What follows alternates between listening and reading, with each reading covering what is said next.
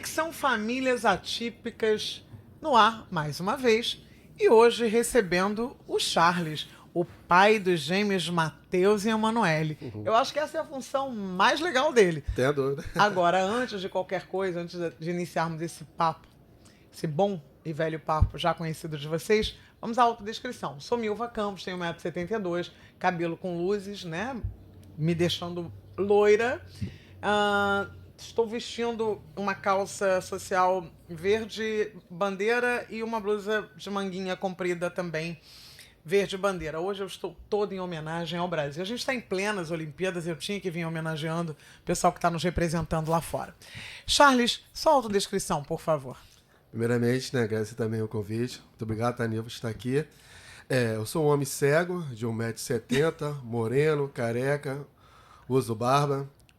Estou com óculos escuro, terno cinza, camisa amarela, gravata amarela com detalhes em listas assim, de azul com preto, sapato preto. E sou pai, com muita alegria, dos gêmeos Matheus e Emanuele. E não é só isso. Você também, o Charles, é assessor jurídico da Comissão da Pessoa com Deficiência. Ele iniciou em 2004 no Conselho Municipal da Pessoa com Deficiência. Já foi também primeiro secretário, já foi presidente. Perdeu a visão aos 20 anos por conta de... Aí você vai dizer, que te levou a perder a visão aos 20 anos. Então, aos 20 anos eu tive o diagnóstico de atrofia do nervo óptico bilateral, isso em dezembro de 98, no Instituto Benjamin Constant. A doutora Renata informou para minha mãe e para mim que o meu quadro é irreversível, que a tendência realmente era em poucos meses perder totalmente a visão. O que ela podia fazer por mim naquele momento era me encaminhar para o setor de reabilitação do Instituto.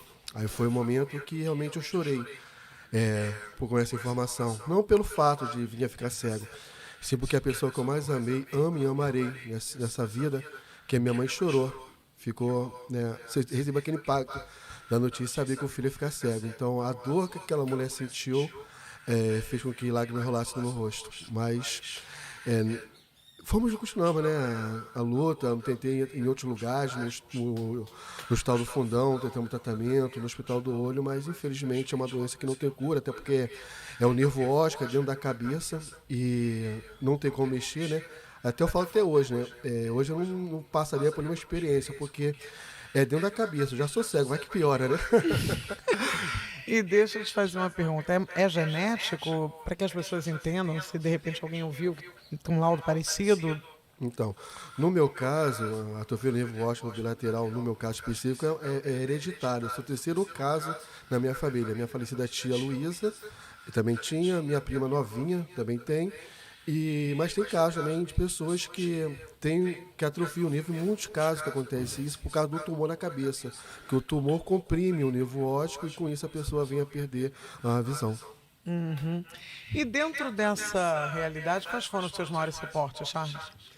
Com certeza, se hoje eu consigo ser essa pessoa autônoma, feliz, né, que consegue seus objetivos na vida, é que eu tive suportes muito importantes, que é a minha família, minha falecida mãe, minha irmã, meus tios, primos, e outro segmento muito importante foram meus amigos de verdade, né? Tanto que nós temos um grupo nosso que somos amigos e irmãos. São pessoas que mesmo eu já com muita perda visual, praticamente cego já, nós saímos juntos, né? Nós gostamos muito de rock, né? Então, para festivais de rock, e no meu bairro tem muito forró, a gente ia para forró para dançar, beber nossa cerveja. Então, nunca tiveram nenhum tipo de vergonha, preconceito ou dedo em sair comigo pelo fato de ter ficado cego. Muito pelo contrário, só veio fortalecer ainda mais a nossa amizade. A amizade que virou realmente tratamento até mais do que amizade, são realmente irmãos até hoje. Tanto que alguns deles são padrinhos dos gêmeos. Nossa, que legal. E deixa eu te falar no que... Aliás, gente, o Charles é conhecido lá na Comissão da Pessoa com Deficiência como a pessoa mais autônoma. Olha que título legal. A pessoa mais autônoma. De onde você vem? Eu venho do bairro chamado Pantanal, no município de Duque de Caxias, na Baixada Fluminense. Como é que é seu roteiro diário? Conta aí pro pessoal. Então, eu acordo por volta de 6 horas, né? Tomo meu banho, tranquilo, meu café, e pego o ônibus que chama Pantanal, Duque de Caxias, né, uma linha do município, e solto no Gramacho, que é um bairro muito conhecido, Duque de Caxias, que é o terminal de trem. Então solto, pego o trem até a estação central do Brasil, Na Central do Brasil, eu vou até o VLT, na Central do Brasil, e solto na Carioca, já é uma rua que é perto da Rua da Ajuda, na Alerj. Então, é o destino que eu faço de segunda a sexta para estar na Alerj por volta de 9 e pouco, até às 18 horas, para poder, né, trabalhar, levar o pão para casa. E esses meios de transporte te oferecem algum tipo de adaptação? Então, desses, o transporte, o mais acessível, disparado, é o VLT. Né? Por exemplo, o ônibus que eu utilizo, que é municipal, Sim. ele tem até o suporte do elevador, né? Que muitas pessoas falam, o elevador... O elevador, na verdade, ele dá acessibilidade, não dá inclusão. Sim. Porque a Lei Federal 10.098 de 2000, 10.098 de 2000, ela versa no seu artigo 4º que é acessibilidade, autonomia e segurança. Sim. A partir do momento que a gente depende que o motorista saia do equipamento, do seu lugar que está dirigindo, para ativar o equipamento, não tem autonomia. E vamos ser sinceros, aquele elevador não dá nenhuma segurança para quem está sendo, pelo menos o cadeirante, usando aquele equipamento. Porque ele pode quebrar no meio do caminho e cair, e uma lesão que já está ruim pode se agravar mais ainda. Então também não dá segurança. Então, na verdade, esse elevador não atinge a lei, não atende à autonomia e segurança prevista na lei. Que, na verdade, o transporte acessível é aquele que o ônibus rebaixa e a pessoa com deficiência entra em igualdade de condições com os demais, até pela mesma porta. Esse é o ideal. E além de ter o dispositivo sonoro, no meu caso, que sou cego, comunicando qual o próximo ponto. O próximo ponto é Rua da Floresta, próximo ponto, Padaria do Jair. E também ter as informações em legendas escritas acima da porta, bem como também ter as informações em libras, para que também atenda ao surdo. E isso está muito longe. O mais perto disso é o VLT, que eu não sei, posso me informar, aquilo que não tem a informação em cima da porta em português, mas não tem em libras. Deixando bem claro. A Libras é a primeira língua do surdo. Sim. Então, é importante ele também saber o português, sim, mas também nós temos que nos tornar acessíveis, tendo acesso, dando informação à língua dele materna, que é a Libras. Nossa, muito legal isso. E eu queria que você falasse no que consiste o teu trabalho como assessor lá na comissão. Então, o papel precípio, fundamental e regimental da comissão é assessorar os deputados que compõem a comissão da pessoa com deficiência, Sim. e em especial o presidente, que hoje é o deputado estadual Fred Pacheco. Sim. Porém, nós não nos limitamos a isso, nós nos limitamos a fazer o trabalho interno a corpos da casa. Com isso, nós fazemos atendimento presencial na nossa sala, na sala 2706 do 27º andar da Rua da Ajuda, número 5. Então, todos os dias estamos lá, sempre tem gente na sala para atender as pessoas que nos procuram. E através de telefone, né, o 0800 285 5005 e 2588 1139 e 1140.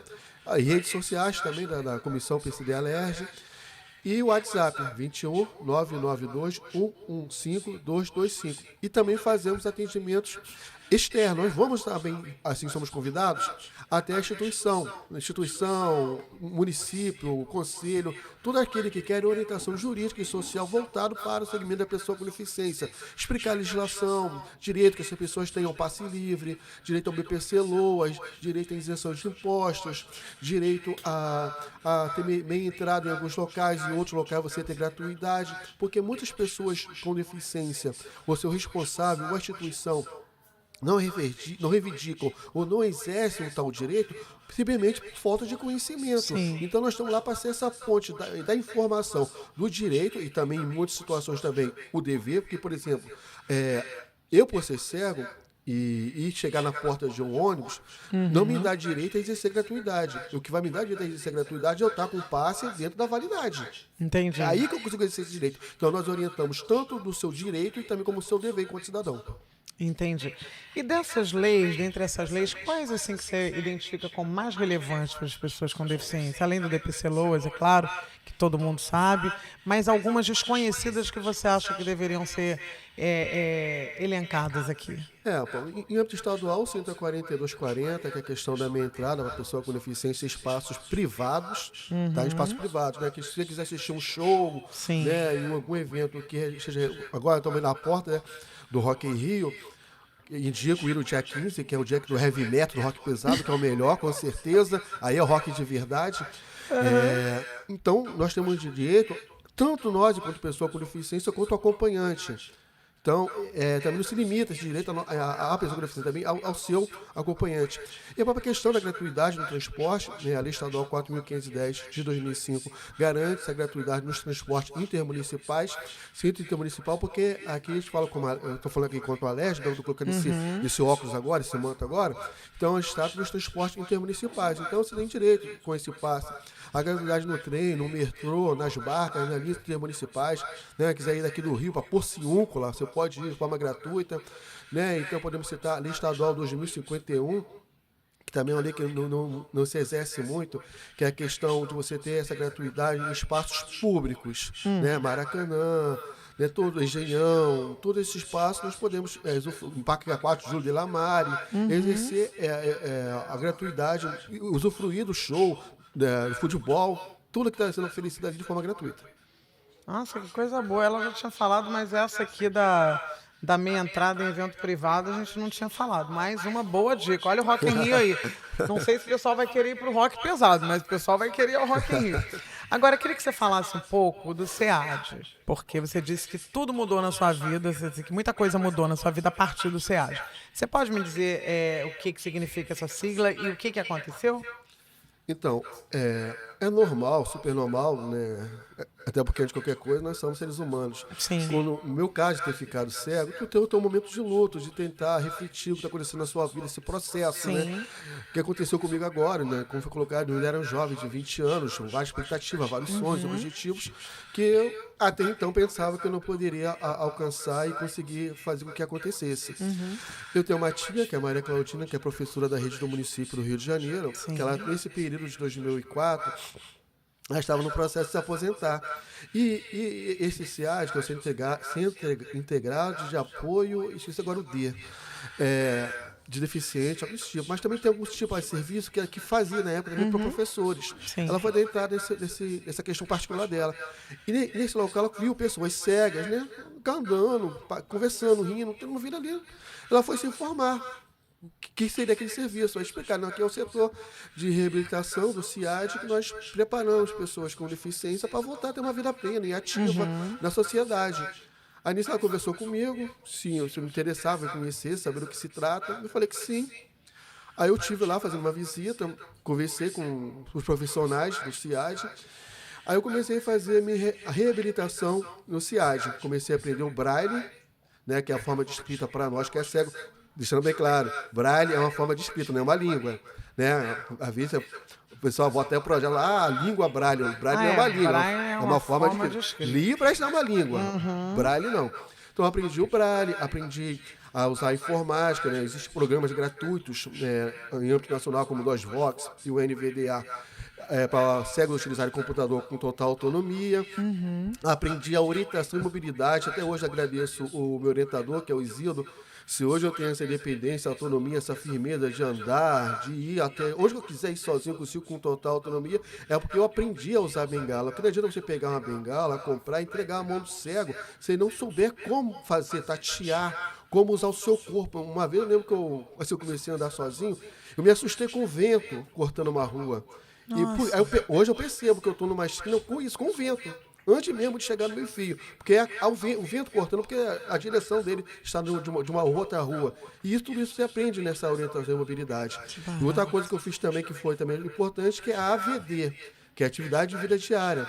Que é aprender a lavar uma louça, arrumar uma cama, a varrer uma casa, a cozinhar. Né? Por exemplo, eu quando enxergava, eu cozinhava muito mal, muito.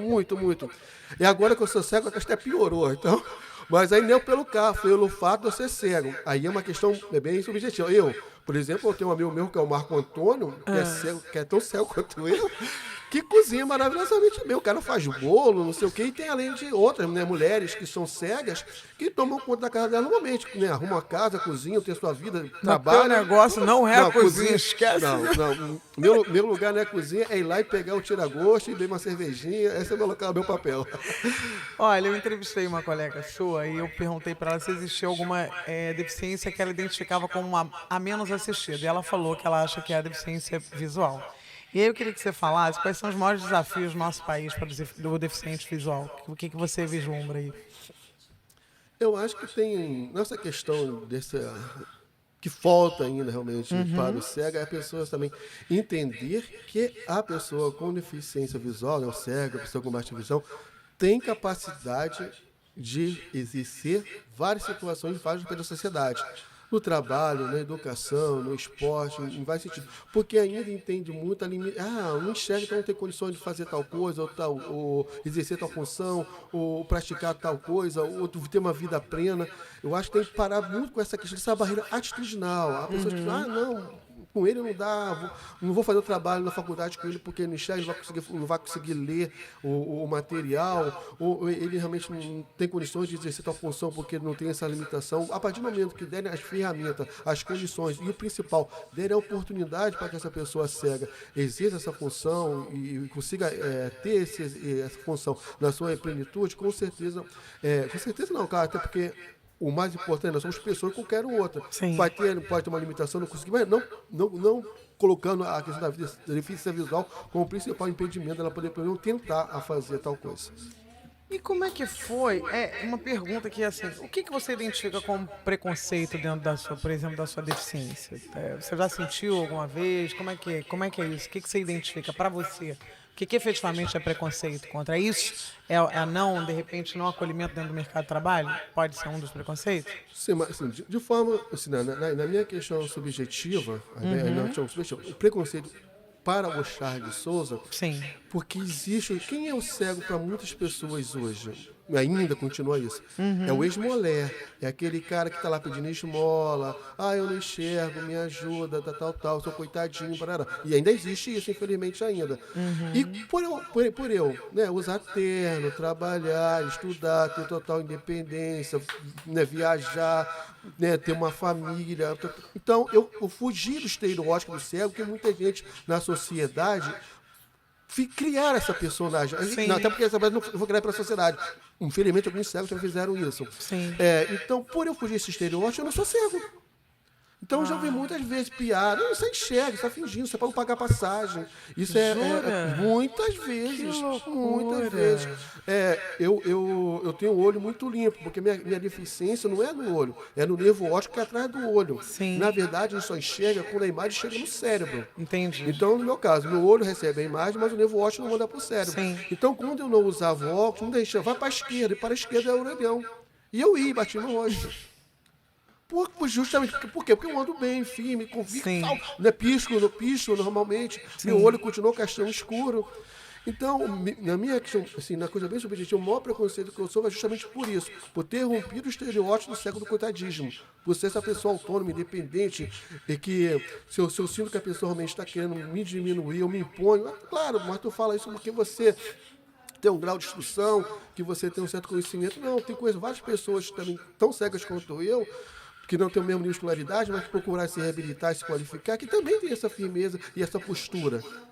Então, também nós, enquanto pessoas cegas, temos que nos impor. Não, até melhor a minha frase. Nós, enquanto pessoas com deficiência, em muitos momentos, também temos que nos impor.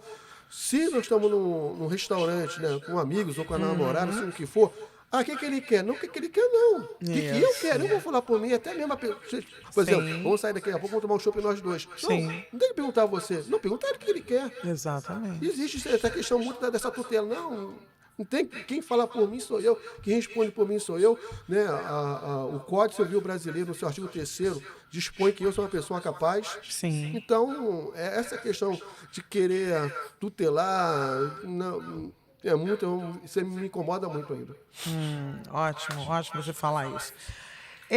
O sistema Braille é acessível às pessoas com deficiência visual, todas? O que ocorre? O Braille é de suma importância, principalmente para pessoas que nasceram cegas. Não, para todos cegos são, mas principalmente para quem nasceu cego, porque vai ser o contato inicial dele, essa pessoa, com a escrita, com a grafia, com acesso realmente ao nosso português, né? E para a pessoa que se torna cega, que é o meu caso, que tem uns 20 anos, também é importante saber escrever em Braille. Eu lamento muito a minha atitude de não ter mantido o hábito de escrever e ler em Braille. Eu hoje me considero um analfabraille, por falta de prática. Analfabraille. Foi ótimo. Então, eu, por exemplo, hoje não tenho ideia de onde está a minha reglete e o meu pulsão, mas reforço. Você, pessoa cega, não faça isso que eu fiz. Eu estou errado, porque nós temos que ter o uso, a postura e usar sempre o braille e cobrar, né, a cardápios em braille, livros, publicações na escrita braille, para que nós tenhamos acesso direto à informação, à escrita, à leitura e o conteúdo sendo colocado ali sem a dependência do outro. É claro que hoje existem várias tecnologias que também dão esse suporte, principalmente através do telefone. Né? Hoje você. Por que eu também parei muito com o braille? A questão do telefone, a questão do computador, que, por exemplo, na faculdade, se eu fizesse uma resposta de uma prova em braille, dificilmente o professor conseguiria fazer a leitura. Mas se eu no computador em outra ferramenta eu conseguiria. Mas entendo que é suma importância a pessoa cega ter o conhecimento e saber a escrita e a leitura em braille. E hoje, da deficiência visual, quem tem muitas dificuldades com o braille é quem ficou cego por causa de diabetes, porque perde muito do tato. Principalmente sensibilidade nos dedos, a própria questão da digital, também, quem tem diabetes também fica comprometido. Então, o cego que tem muita dificuldade mesmo é quem ficou cego por fato da diabetes. A legislação ela deve garantir esse direito a esse acesso, né? E nas escolas, por exemplo, você frequentou uma universidade. Como é que foi a tua experiência universitária? Porque é desafiador, né? Tem os seus desafios, como já é para qualquer pessoa. Mas como foi? Você tinha material didático adaptado? Como é que foi isso? Então, a Lei de Diretriz e Base da Educação já garante toda a acessibilidade à pessoa com deficiência no sistema educacional de ensino, Sim. tanto regular quanto no especializado, para pessoas com deficiência, tanto da pré-escola ao pós-superior, ao pós-doc. Então, em todas as situações tem que ter o material acessível. Como eu fui fazer minha faculdade, né, sou formado em Direito pela UERJ, em 2005 eu prestei o vestibular para a UERJ, para a FRJ, e eu optei pela UERJ porque lá existe um programa chamado que é o Rompendo Barreiras, Luta pela Inclusão, que dá suporte aos alunos com deficiência, tanto da UERJ quanto extramuros, né, graduando também de outras universidades. E lá que me dava essa condição de ter esse material adaptado. Então, textos, capítulos de livro, né, eu levava para lá e eles escaneavam. Sempre na faculdade tem aquela questão, né? A dona do caderno da turma, né? Então a gente tira a cópia do caderno da colega e o pessoal gravavam para mim aquele caderno para poder fazer a leitura.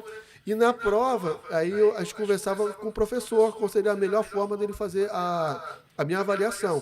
Aí a gente tinha a questão de eu fazer no computador, né? Por causa do programa de sistema de voz que existem, computador, ou com o auxílio de um ledor, que sempre era feito pelo Rompendo Barreira, essa pessoa lia a prova para mim, eu fazia no mesmo local que os demais alunos, só um pouco mais distante para eu não ouvir o que estava falando e nem interferir nos colegas, né? Então eu fazia ali a prova no mesmo dia, mesmo horário, com a pessoa lendo para mim, eu respondendo, ou oral com o próprio professor. Então ficava ali, eu sempre deixava a critério do professor, das três formas para mim era confortável. E então foi dessa forma que eu consegui chegar e concluir esses 5 anos abençoados de Direito. Mas existem outras universidades? Existiam na época? Não, era só a UERJ e hoje. Como é que você vê aí a questão das universidades? Estão preparadas para receber as pessoas com deficiência? Na época eu tinha total conhecimento da UERJ. Eu soube que hoje tem alguma coisa nessa linha na FRJ e na UF também aqui no Rio de Janeiro. Mas, referimento a algo que não sei se está tão expansivo, se tem em todas as universidades. Tem também em algumas particulares, que eu já ouvi falar também que existe, tem um Bom Sucesso que eu soube que ela tem. Então, está ampliando, até porque existe, né, essa questão do ProUni hoje, as cotas da universidade pública, né, tanto estadual quanto federais, para a inclusão da pessoa com deficiência. Então, essas instituições têm que estar preparadas para receber esse público, porque as pessoas não se preparam, hoje, graças a Deus, as pessoas com deficiência estão cada vez mais se preparando, se qualificando para passar em universidade, para passar em concursos públicos, para passar em várias atividades hoje, através da sua própria qualificação, buscando esse conhecimento. Hoje, os dispositivos, né, eles auxiliam muito. Você acha que foi uma grande evolução comparado daquela tua época? Isso é um grande benefício, né, os dispositivos? Com certeza, né? Hoje a acessibilidade que os dispositivos, aplicativos, né, nós utilizamos para poder ter informação, ter o acesso. Hoje, por exemplo, a gente consegue pegar fotos, cards, aquelas imagens só de texto e converter e ter o acesso à informação, né, no telefone. né, hoje eu consigo utilizar vários aplicativos de solicitar carro particular, né?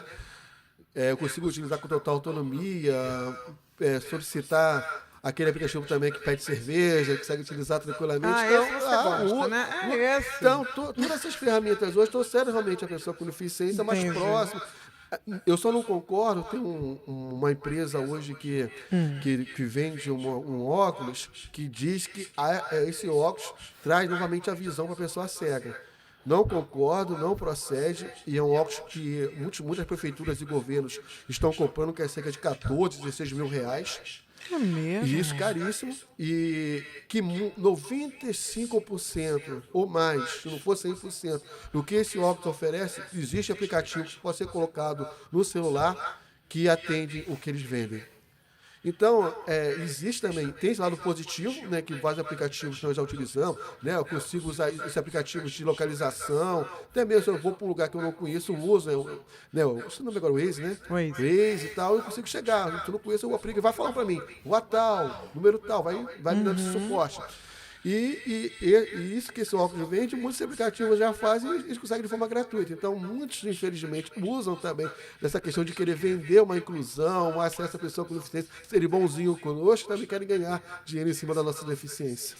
Vou esclarecer aqui que eu brinquei com a questão da cerveja, porque ele falou pra mim que ele gostava da cerveja, por isso que eu falei que você gostava desse aplicativo. Eu sou apreciador. Ele falou pra mim, gente, tá vendo? Por isso que eu tive essa liberdade. Agora, deixa eu te perguntar uma outra coisa. Você falou de isenção, você falou aí alguma coisa, eu peguei essa palavra. Fala da isenção na aquisição de automóveis. Quais deficiências são contempladas e como é que você vê isso? Então, essa isenção começou inicialmente para quem tem deficiência física, principalmente pessoa com deficiência física que necessitava de adaptação no veículo. Então, a gênese, a essência, o porquê dessa lei inicialmente foi para esse público específico. Mas, porém, contudo, todavia, no entanto, Entretanto, ampliou esse leque, foi ampliando para outra deficiência. Aí entrou o cego, aí foi entrando outros segmentos, e autista. Hoje, na Lei Federal 14.237 de 21, estão todas as pessoas com deficiência. Todas as pessoas com deficiência têm a isenção do IPI e do IOF, que são imposto federal para aquisição do carro zero, que até o valor de R$200 mil. Aqui no estado do Rio de Janeiro, a isenção do ICMS, que é a Lei Estadual 10.260, só não está incluído a pessoa surda. Então, as demais deficiências não estão surdas. Por quê? Porque o Estado do Rio de Janeiro ele está se baseando na sua lei de acordo com a resolução do CONFAZ, do Conselho Fazendário. Tanto que o Rio de Janeiro não está com o mesmo valor da lei federal, que é 200. A resolução do CONFAZ fala em R$120 mil. sim. Então, com isso, hoje você consegue isenção no Estado do Rio de Janeiro. Aquisição de carro zero, tem que ser carro zero, não pode ser carro usado, tá, gente? Carro zero, de R$120 mil. Você consegue a isenção do ICMS e do IPVI, do ICMS, do IOF e do IPI, até R$120 mil. Para isso, você tem duas opções: fazer sozinho, vai ter que entrar no site do Ministério da Fazenda, entrar no link da gratuidade, preencher as fichas, todas que eles solicitam, e vai ser gerado uma guia que você vai até a concessionária, mesma coisa no site da Fazenda do Estado. Vai lá na guia gratuidade, preenche o formulário, os documentos que necessita, e vai conseguir também um documento, você vai até a concessionária e compra o carro com a isenção. Qual é a outra forma? Vai direto à concessionária, que todas elas hoje já têm um profissional preparado, qualificado. Não estou aqui anunciando nenhuma, tá? Você tem que isso hoje é uma praxe, até porque é um público crescente de pessoas com deficiência que hoje podem adquirir esse automóvel. Então, normalmente eles separam pelo menos um vendedor para poder capacitado para poder atender esse público. E isso não está gerando problema, não? As concessionárias não estão chiando, não? Não, muito pelo contrário. Porque que bom. Estão conseguindo vender mais. Eles estavam reclamando, do estado do Rio de Janeiro, que o valor até início desse ano estava em 70 mil. Sim. Agora que foi para 120, estão gostando. Estão conseguindo vender os carros que estavam retidos na concessionária por causa do valor que estava... Que outros estados já um tempo maior já adequaram o valor. E o Rio só fez agora. Sim. Então, você falou que pode ir na concessionária também, que vai ter uma pessoa lá Na grande maioria Na tem. grande maioria que vai dar esse Sim. suporte, né? Legal. O que que você pensa a respeito do trabalho assim das instituições, né, do terceiro setor? Como é que você vê a utilidade dessas pessoas? Então, ainda podemos dividir também essa instituição de trabalho com pessoa com deficiência em colocar em duas áreas. A que presta um serviço mais assistencial e uma que presta um serviço mais da questão da política pública mesmo. Eu vou citar até nome, tá? Por exemplo, a União de Cegos, que ela é em Piedade. Sim. Ela faz um trabalho mais assistencial, de qualificar essa pessoa com deficiência, né? Como é a União de Cegos, né? Para ter cego. Por exemplo, ela faz o curso de câmara escura, para trabalhar nessa área, vassoura, fazer vassoura, curso de informática, vários cursos para qualificar essa pessoa com deficiência para ser inserida, incluída no mercado de trabalho, que é também uma atividade muito importante para nós pessoas com deficiência, porque tem uma realmente não são qualificadas ainda, ou então não sabe como fazer esse trabalho já depois de ter ficado cego, ou realmente aquela questão da superproteção que muitas famílias também exercem, né? Foram superprotegidos e agora que está conseguindo ter essa liberdade de andar e ter sua vida autônoma, mas não está qualificado. Então, esse trabalho social que essas instituições fazem é de suma importância. E tem outros também que fazem questão mais política, como a Diverge, que é a Associação de Deficientes Visuais do Estado do Rio de Janeiro, que eu até sou associado, que nós vai fazer mais um trabalho na questão da garantia de direito da pessoa com deficiência. Cito, por exemplo, em governo anterior, que estavam cerceando a gratuidade para pessoas com deficiência no transporte público que não era o munícipe do Rio de Janeiro, que é meu caso, por exemplo, que é o Duque de Caxias. Então, nós entramos com uma ação civil pública com face do município do Rio de Janeiro, porque a lei orgânica do município garante também essa gratuidade para quem não é munícipe.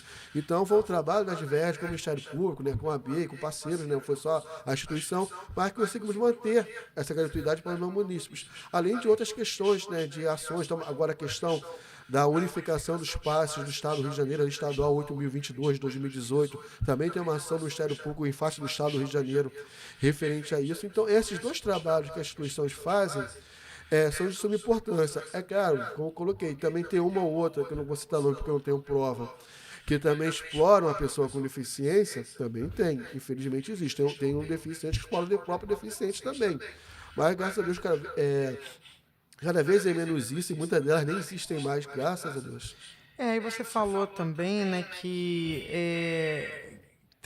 tem algumas famílias, da questão das famílias, né, da questão do cuidado com algumas pessoas que eu coloquei aqui, agora não estou encontrando, mas não tem problema não. Vamos continuar. O que que você pensa dos cães-guias? Eu tenho essa dúvida, curiosidade.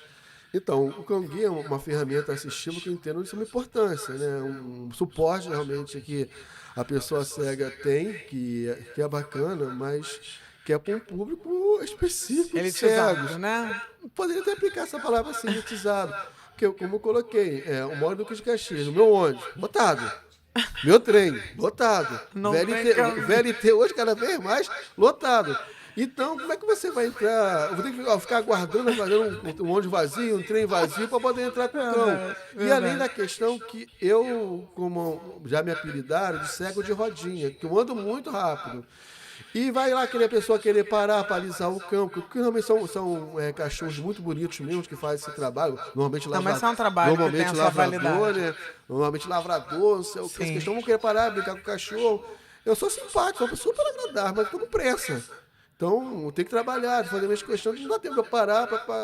Então, e você com a bengala longa, na minha concepção, te dá mais autonomia. Sim. Então, normalmente, quem utiliza o cão-guia são pessoas que têm realmente um poder aquisitivo um pouco maior, são pessoas que usam realmente este carro por aplicativo, ou tem carro próprio, porque a realidade, realmente, Da das pessoas com população. deficiência que realmente tem uma outra vida nessa questão, preferem realmente a utilização da bengala longa. Aqui. Achei aqui. Fale da relação pessoa com deficiência, família e DPC Loas. Então, para quem não conhece o BPC Loas, na verdade é um benefício de pensão continuada que está previsto na Constituição da República Federativa do Brasil para pessoas com deficiência e idoso, que está previsto no artigo 40 da Lei 8.742, seu artigo de 93, no seu artigo 40. Lá prevê que essa pessoa com deficiência terá o benefício de um salário mínimo para prover a sua necessidade básica. Porém, para isso, tem que ser pessoa com deficiência que não pode ter capacidade laborativa licença com deficiência não pode ter mais laborativa. E muitas famílias hoje, aqui não estou generalizando, mas esse caso, que a única renda oficial que a família tem é esse benefício. Então, essa pessoa com deficiência que leva o dinheiro para casa para o alimento, para a vida, para tudo que aquela família tem. E o que muitos entendem, se essa pessoa com deficiência, se ela for incluída novamente ao mercado de trabalho, eles vão perder o benefício. Então não vão ter aquela renda, ele pode ser demitido, não vão passar por dificuldade. Mas o que ocorre hoje na lei? A pessoa com deficiência, que ela é incluída novamente no mercado de trabalho, ela tem duas situações. Primeira, o benefício vai ser suspenso pelo lapso temporal de 2 anos. Se ela for demitida antes de 2 anos, automaticamente ela volta para o BPC. Se for depois de 2 anos, ela pode voltar para o benefício de pensão continuada, só basta ela solicitar novamente. Então, existe essa possibilidade e que é importante, gente, é muito importante essa pessoa que tem condições de voltar a trabalhar, porque é importante você levar o seu dinheiro para casa, ter relacionamento com outras pessoas, trabalhar, ter novas amizades, ter uma vida mais efetiva. É a minha concepção, a minha opinião, acho que deveria ser aplicado para a maioria. E hoje também existe, foi regulamentado o artigo do auxílio e inclusão na lei da LBI. Qual é a questão desse auxílio e inclusão? São duas, também tem outras questões. Sim. Que para você ter direito a esse auxílio e inclusão, você tem que estar classificado como deficiência moderada ou grave. Deficiência leve não tem direito. E para isso, outro requisito é você tem que estar no BPC ou ter estado nos últimos 5 anos. Então, não é toda pessoa também com deficiência que tem direito a esse auxílio e inclusão. E além da renda dessa pessoa na empresa, tem que ser até no máximo de 2 salários mínimos. Porque isso é uma questão também, uma tentativa de estimulação que a LBI trouxe, que a LBI é a Lei Brasileira de Inclusão, que é a Lei 13.146, de 6 de julho de 2015. Então, a proposta dela foi colocar essas pessoas, principalmente, para voltar realmente a ser incluídas no mercado de trabalho. O que eu não gosto dessa lei é não colocar a pessoa com deficiência leve. Charlie, quem é deficiente leve, moderado ou grave? Não tenho a mínima ideia. Porque isso, quem faz essa avaliação é o perito do INSS. Eu, possivelmente, hoje, teria enquadrado, mesmo sendo cego, como deficiência leve. Por quê?